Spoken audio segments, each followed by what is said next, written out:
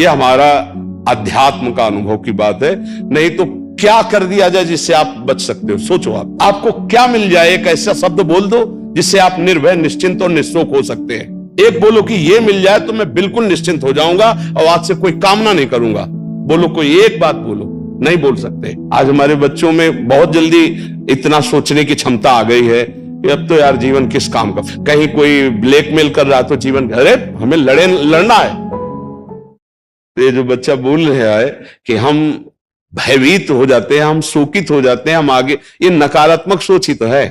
क्यों है? क्योंकि आधार नहीं है। आधार हो तो फौरन उसकी काट है। भगवान है ना, प्रभु है ना, ऐसा कैसे हो सकता है? हम उनका भजन करते हैं, हम उनके आश्रित हैं, ऐसा कैसे हो सकता है? महाराज जी, ये तो सोच रख लिया और इससे हम पार भी हो गए। महाराज जी, फिर जब असफल हो जाए उसके बाद हमारा क्या मान्यता रहनी चाहिए? सही बात पूछो तो जब आप ऐसा करोगे तो असफलता में सफलता का ही आनंद अनुभव में आएगा।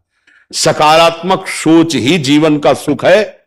नहीं तो दुख और सुख और जय और पराजय ये टिकाऊ नहीं है। जैसे दिन टिकाऊ नहीं है, ऐसे रात टिकाऊ नहीं, ऐसे सुख टिकाऊ नहीं है, ऐसे दुख टिकाऊ नहीं। कोई सदैव विजयी नहीं रहता, कोई सदैव हारता नहीं, कोई सदैव सुखी नहीं रहता, कोई सदैव दुखी नहीं रहता। ये क्रम चलता रहता है। दुख के अवसर पर हमें हमारे विचार बचाते हैं हमको। अभी हम अपने विचार में अपने को बीमार मान ले तो हम कल से आने लायक नहीं रहेंगे। ध्यान रखना, हम आज अब भी नहीं मानते कि हम बीमार हैं। तो हमारी निगेटिव सोच जो है ये बिना भजन के नहीं जाएगी। और अगर ये बनी रही तो अरबों रुपया हो, खूब बड़ा पद हो, पति, व्यवस्था, पत्नी, सब कुछ हो, लेकिन नकारात्मक सोच तुम्हें चैन से नहीं रहने देगी। पक्की बात मान लीजिए। इसको सुधारना है तो सत्य पे आइए, धर्माचरण कीजिए, पवित्र चरित्र रखिए और नाम जप कीजिए। आपकी सोच बदल जाएगी। देखो, आपकी सोच अच्छी है तो आप थोड़ा कम पैसे वाले भी है ना, गरीब भी है, तो मस्त रहेंगे। सोच सही नहीं है तो चाहे आपके पास अरबों रुपया हो, आपका जीवन नरक जैसा रहेगा। क्योंकि आपकी सोच अशांति, कलह, नाना प्रकार की वासनाओं में, खेल में फंसाकर आपको नष्ट कर देगी। तो हमें लगता है कि बिना अध्यात्म के चिंता, भय, शोक, इसका दूर होना बहुत कठिन है। नाम जप करो, चरित्र पावन रखो। आज प्रायः चरित्र को हम नहीं सुरक्षित रख रहे। ये समझ लीजिए कि चरित्रवान के पास ऐश्वर्य चरण चूमता है। चरित्रहीन चाहे आप जितना धन एकत्रित कर ले, शांति और सुख का अनुभव नहीं कर सकते। अब ये बात शास्त्र की और संतों की मानना स्वीकार करो तो अभी आनंद की अनुभूति हो जाए। हमारा चरित्र देखो, हम राम चरित्र गाते हैं। राम जी रघुवंश में प्रकट हुए और रावण उत्तम कुल पुलस्त करनाती, ब्राह्मणत्व उत्तम कुल पुलस्त करनाती, लेकिन चरित्रहीन हो गया तो राक्षस कहा गया। समझ रहे? चरित्र गाते हम, राम चरित्र गाते हैं। मां केवल अंतर है नहीं, वही बड़ी रा उसमें भी लगी हुई है। रा मां वही भगवद अंश है, जय विजय और कोई दूसरा नहीं है। ये लीला करके दिखाया कि एक चरित्रहीन हो गया तो राक्षस है, और चरित्रवान वही भगवान। सब में भगवान है, वही अब लीला कर रहे। देखो, हम अपने चरित्र को पावन रखें, हम धर्म से चले, नाम जप करें, तो अब कहीं भी आपके अंदर नकारात्मक भाव आपको परास्त नहीं कर सकता। ये हमारा अध्यात्म का अनुभव की बात है।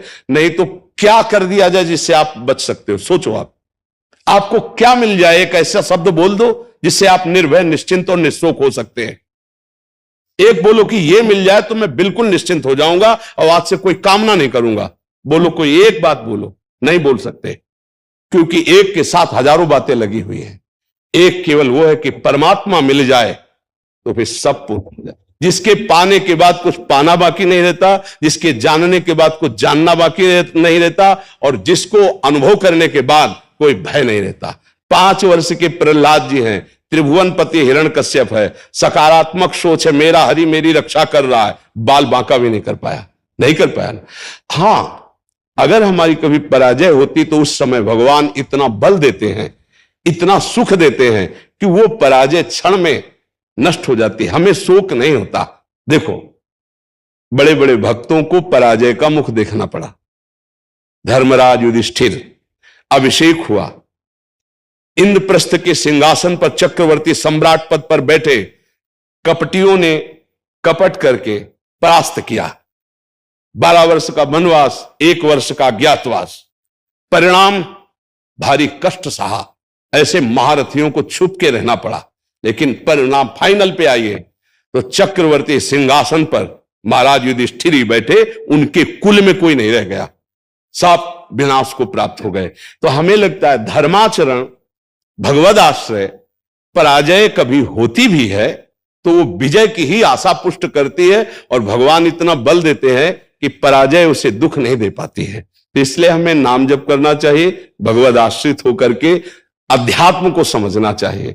आज हमारे नवीन बच्चे अध्यात्म को नहीं समझ रहे, तो बड़ी आचरण में बड़ी अपवित्रता आ चुकी है। आप देख लीजिए कैसे कैसे गंदे अपने जीवन को इन अवगुणों से युक्त कर लिया गया, व्यसन, व्यभिचार। अब ये अध्यात्म का ज्ञान ना होने के कारण अपना नाश कर रहा है।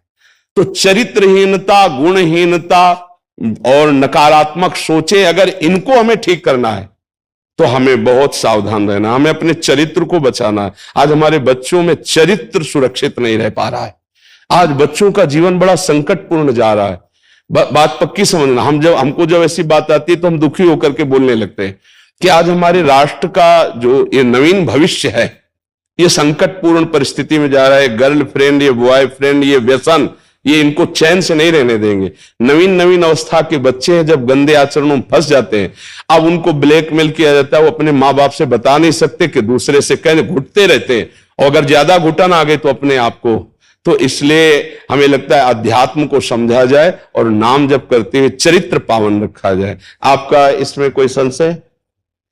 हाँ, आप अच्छे आचरण वाले बने, खूब नाम जप करें और धैर्यपूर्वक विश्वास रखें कि भगवान मेरे साथ हैं। अगर कभी ऐसी हार या पराजय या दुख आता है तो हम उसको सहने के लिए धैर्यवान रहें। हम उसमें इतना निगेटिव न सोच जाए कि हमारा जीवन से ही निराशा हो जाए। आज हमारे बच्चों में बहुत जल्दी इतना सोचने की क्षमता आ गई है कि अब तो यार जीवन किस काम का। कहीं कोई ब्लैकमेल कर रहा है तो जीवन, अरे हमें लड़ना है। हम कल भी कह रहे थे कि बच्चों को चाहे माता पिता से दोस्त जैसा व्यवहार करें, और माता पिता को चाहिए कि बच्चों से दोस्त जैसा व्यवहार करें। दोनों आमने सामने बैठकर उनके हृदय की बात को जाने और उनको दोस्त की तरह सपोर्ट करें, तो आगे बढ़ सकते हैं। वो दलदल में फंसे हुए निकल सकते हैं। नहीं तो कई ऐसे गंदे बच्चे होते हैं जो अच्छे बच्चों को अपने विषय जाल में फंसा करके उनके जीवन को बर्बाद करते हैं। बकाया नकारात्मक सोच के लिए नाम जप बहुत जरूरी है। चाहे आप स्त्री हो, चाहे पुरुष हो, चाहे गृहस्थ हो, चाहे विरक्त हो, जब तक नाम जप नहीं करोगे, आचरण पवित्र नहीं रखोगे, तो वास्तविक सुख का अनुभव नहीं होगा। नाम जप बहुत आवश्यक, इसलिए हम सबसे प्रार्थना करते हैं नाम जप करो। शराब मत पियो, मांस मत खाओ, पराई माता बहनों की तरफ गंदी दृष्टि से मत देखो, गंदे आचरण मत करो। ये मनुष्य जीवन ऐसे गंदी बातों के लिए नहीं मिला। गृहस्थी में हो तो धर्माचरण करते हुए धर्म पूर्वक विषय भोगो और नाम जप करो, भगवान को प्राप्त हो। जी।